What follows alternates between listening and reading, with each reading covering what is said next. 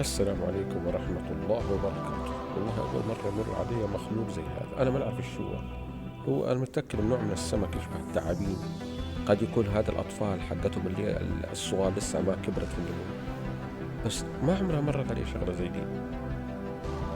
إيش هي؟ ماني داري عنه. قعدت أبحث فيها، أبحث بدور ما لقيت لها شيء معين، فما نعرف. أنا احتمال تكون نوع من أنواع الثعابين السمك، لكن لسه صغار، حتى عيونها ما فتحت. والله أعلم، والله أعلم، وجزاكم الله خير.